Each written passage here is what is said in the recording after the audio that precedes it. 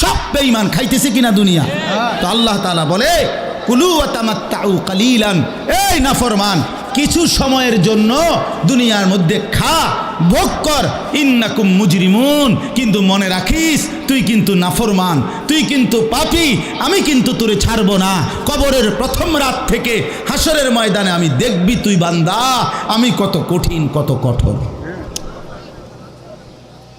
তোরে আমি দেখাবো। ভাত খাইতে লইছ খাও, ভাত খাইতে লইছ খাও বান্দা, এখানে আটকামু না, এখানে আমি জানোয়াররাও আটকাই না, আমি জন্তু জানোয়াররাও খাইতে দেই, তোরে দিতাম না কেন বেটা, খা বেটা। কিন্তু ইন্নাকুম মুজরিমুন, মনে রাখো 7টা বাজে নাস্তা করতে বসছো, আল্লাহ যেন ডাক দিয়ে বলে বেঈমান খা, ঠিক আছে নাস্তা, কিন্তু মনে রাখিস ফজরের নামাজ পড়স নাই, আমি হিসাব রাখছি। রাত 10টা বাজে খাইতে বসছ বেঈমান, ঠিক আছে খা, কিন্তু মনে রাখিস এশার নামাজ পড়ো নাই। ঘর করলা, ফার্নিচার বানাইলা, ঠিক আছে থাকো, তো মনে রাখো এগুলো সুদের টাকা, এগুলা কাস্টমারের ঠকাইয়া মিথ্যা বইলা ওজনে কম দিয়া ওই টাকা আমি জানি, আমি বান্দা দেখব। ওয়াইলুন ইয়াউমাইযিল লিল মুকাদ্দিবিন, আবার বলতেছে আল্লাহ মিথ্যাবাদী নাফরমান তোমাদের জন্য বড় বেশি দুর্ভোগ, লাঞ্ছনা, আযাব তোমাদের জন্য। এই জন্য আল্লাহ তাআলা বলছেন এটা। এরপরে আবার বলে দেখেন ওয়া ইযা কিলা লাহুমুর কাউ লা ইয়ারকাউন, এই ছেলেরা তোমরা সবাই শোনো, আল্লাহ তাআলা আবারও বলতেছে সমস্ত মিথ্যাবাদী নাফরমান তোমাদের জন্য হাসরের ময়দানে কেন লাঞ্ছনা হবে, এর প্রধান কারণ ওয়া ইযা কিলা লাহুমুর কাউ লা ইয়ারকাউন, যখনই বলা হতো নামাজ পড়তে, যখনই বলা হতো রুকু করতে, যখনই বলা হতো সেজদা দিতে, লা ইয়ারকাউন, আল্লাহ তাআলা বলেন সে রুকু করে না, সেজদা দেয় না, নামাজ পড়ে না, নামাজ পড়ে না। আল্লাহ বলেন আমি এতবার বললাম, একটা দিনে 5 বার মসজিদে আজান হলো, একটা মহল্লায় শুধু একটা মসজিদ না, এক এক ওয়াক্তে এক একজনের কানে কমপক্ষে 10টা মসজিদ থেকে আজানের আওয়াজ আসে, ঠিক কিনা বলেন? কি রে বান্দা এত শক্ত হইলি কেমনে বান্দা, আমার এত বড় আসমান ও জমিন দিয়া, এত বড় কায়নাত দিয়ে বান্দা আমি তোকে লালন পালন করলাম, বিনিময়ে তুমি একটা সেজদাও দিলা না। 365 দিনে খোদার একটা বছর কোনো দিন ফজরের নামাজ পড়লা না, এ কেমন জিন্দিগি বাপ? এত এত কঠিন মানুষ কেমনে হয়, এত পাষাণ মুসলমান কেমনে হয় বাপ বলেন? আর কতগুলো কথা বললে বলেন।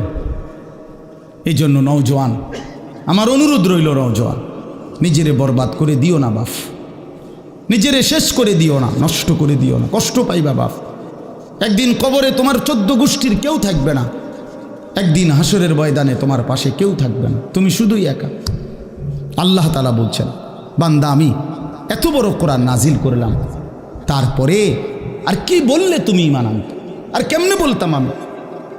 নবীজি জিজ্ঞেস করবে, খোদার কসম নবী জিজ্ঞেস করবে, উম্মত 23টা বছর আমি দিন রাত কাঁদছি রে উম্মত, তুই জানোস না উম্মত আমি তোর জন্য কি পরিমাণ কাঁদছিলাম, সারাটা রাত আমি কেঁদেছি, তায়েফের পাথরের আঘাতে আমার পিঠ ছিদ্র ছিদ্র করে ফেলছে, আমি ক্ষুধার কষ্টে পেটে পাথর ভাঙছি, আমার ঘরের চুলায় আগুন জ্বলে নাই,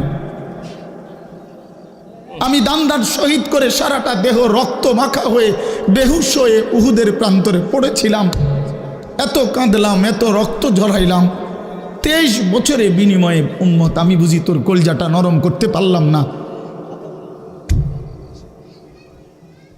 কি বলবেন ভাইয়া? এই ছেলেরা বাপ কি বলবা তোমরা বলো দোস্ত? আমরা যারা মুমিন নিজেদেরকে চিনি, জানি যে আমরা মুসলমান, আমরা মুমিন, তো আমাদের কাছে আল্লাহ তাআলা সবচেয়ে গুরুত্বপূর্ণ একটি জিনিস চায়। কোরআনুল কারীমে আল্লাহ তাআলা আমাদের মুমিনদেরকে, ইমানদারদেরকে ডাক দিয়ে দিয়ে বারবার এই চাওয়াটা বলেছেন, ইয়া আইয়ুহাল্লাযীনা আমানুত্তাকুল্লাহ।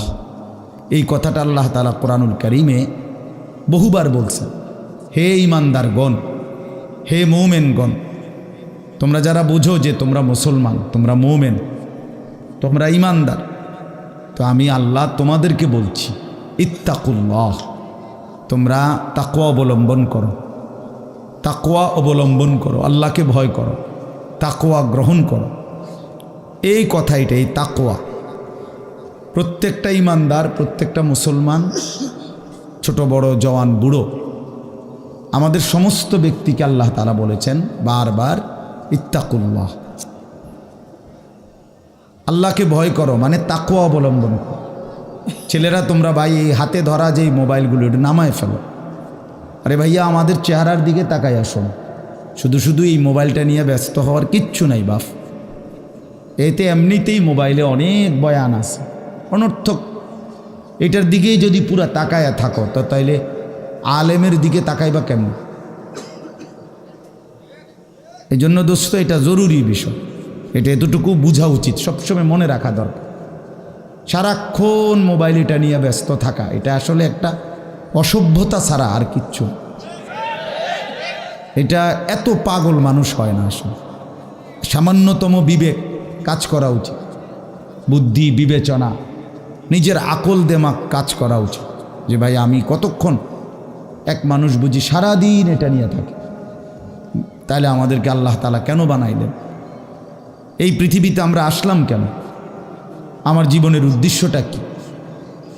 ন্যূনতম আকল তো থাকা উচিত যে আমি আসলাম কেন, কে পাঠাইলেন আমারে, কেন পাঠাইলেন, কার কাছ থেকে আমি আসলাম, আমি যাব কোথায়। প্রতিনিয়ত মানুষগুলো যে মারা যায়, ওরা যাচ্ছে কোথায়, কি হবে তাদের? এই সামান্যতম বুদ্ধি দিমাগ একটা প্রাপ্তবয়স্ক ছেলে, তোমরা কারো বয়স 14 বছর, কারো 16 বছর, কারো 18 বছর, এ তো পরিণত বয়স, মানে পরিপক্ক বয়স। ওয়ালাম্মা বালাগা আশুদ্দা, একেবারে পূর্ণ শক্তির টাইম। কোরআন শরীফে আল্লাহ তাআলা মানুষের হায়াতকে 3টা ভাগে ভাগ করছে। একটা হলো জন্মের পরবর্তী শিশুকাল, আরেকটা হলো যৌবনকাল, আরেকটা হলো বৃদ্ধকাল। এই 3টার মধ্যে আল্লাহ তাআলা নিজেই বলছেন শিশুকাল এবং বৃদ্ধকাল দুইটাই দুর্বল, দফ, এই শব্দের অর্থ দুর্বলতার সময়। আর শুধু কেবল আল্লাহ তাআলা যৌবনকালকেই বলছেন কুওয়াতান, শক্তির সময়। শক্তি, সামর্থ্য, শৌর্য, বীর্য, এই সবটাই যৌবনকাল। এই জন্য শক্তির সময়, সামর্থ্যের সময় মেহনত করতে হয়। যৌবনকালটাই জিন্দেগির প্রধানতম সময়। ভালো কিছু করলেও এই টাইমে, নিজেরে নষ্ট করে দিলেও এই টাইম, গড়লেও এই হায়াত, এইটাই সুযোগ, বরবাদ করে দিলেও এটা সুযোগ। বুড়া মানুষ, বয়স্ক লোক ইচ্ছা করলেও অনেক নেক কাজ করতে পারেন, ইচ্ছা করলেও অনেক গুনার কাজও করতে পারেন। বয়স হয়ে গেছে 60 বছর, 70 বছর, এখন চাইলেই সারা রাত তাহাজ্জুদ পড়তে পারবে না, চাইলেই সারা রাত নাচের আড্ডায়ও থাকতে পারবে না, শরীরে কুলাবে না, ইচ্ছা থাকলেও পারবে না।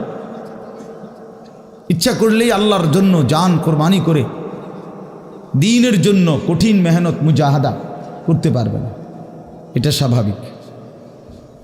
আমার মনে আছে একটা সময় 2.5 ঘন্টা 3 ঘন্টাও পায়ে হাইটা কোথাও মাহফিলে গেছে, এখন আর এটা সহ্য হয় না।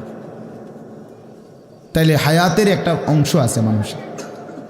এই জন্য প্রিয় ভাই, সবাইকে বললাম, তুমি যদি কমপক্ষে নিজের হায়াতের কদর না করো, নিজেকেও যদি কমপক্ষে না বুঝলা, তো কি বুঝলা জীবন? এই সমাজ, এই দেশ, এই জাতি, নিজের এলাকা, পাড়া, মহল্লা, কারো কোনো উপকার করলা না, কমপক্ষে নিজের উপকার তো করো।